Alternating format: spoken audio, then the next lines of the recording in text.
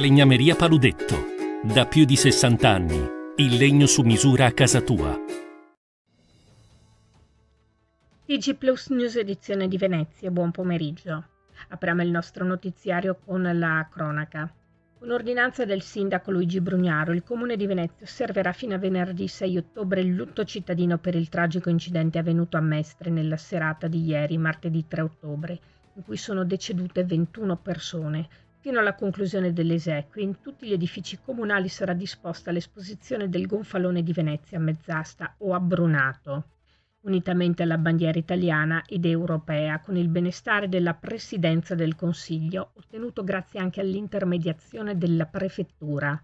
Nelle sedi municipali di Ca' Farsetti a Venezia e in via Palazzo a Mestre saranno a disposizione dal primo pomeriggio di oggi e fino a venerdì dei libri di condoglianze per consentire a tutti i cittadini di manifestare il loro cordoglio per l'immane tragedia che ha colpito la città. E la Regione Veneto ha allestito e già attivato all'ospedale dell'Angelo un servizio di accoglienza e una sala dedicata per i parenti delle vittime della tragedia del bus di Mestre. Nell'androne del nosocomio è attivo il punto di prima accoglienza che indica alle persone dove rivolgersi.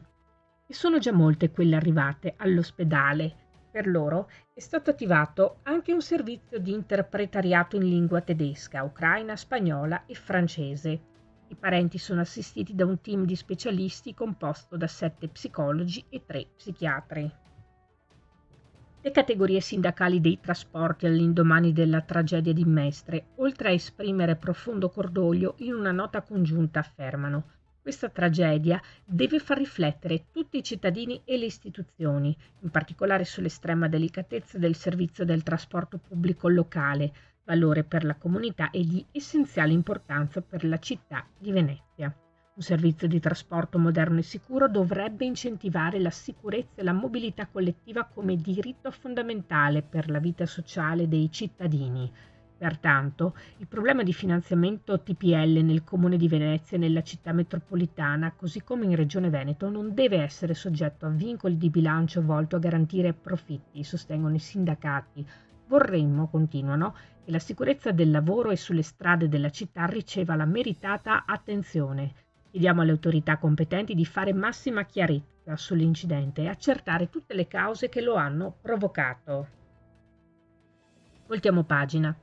Hanno versato contributi per tutta la loro vita lavorativa nella speranza di poterne godere i frutti una volta andati in pensione. Ma anche nel 2024, come è successo lo scorso anno, se l'esecutivo confermerà ai tagli alla rivalutazione per gli assegni previdenziali considerati più alti, saranno 260.000, vale a dire 1 su 5, gli anziani veneti penalizzati, con una perdita media superiore ai 400 euro nell'arco dell'anno che, sommati alle decurtazioni del 2023, diventano 800 euro, importo tutt'altro che trascurabile, soprattutto in considerazione dell'inflazione monstra scoppiata nel 2022. Noi il 7 ottobre saremo in piazza a Roma assieme alla CGIL, avverte Massimo Cestaro, segretario SPI-CGIL del Veneto. E se l'intenzione è quella di confermare i tagli della rivalutazione come è successo nel 2023, allora siamo pronti a innalzare le barricate perché siamo stufi che il pensionato venga utilizzato per coprire le inefficienze dei governi. Si chiude qui il nostro notiziario. Grazie per essere stati con noi. Arrivederci.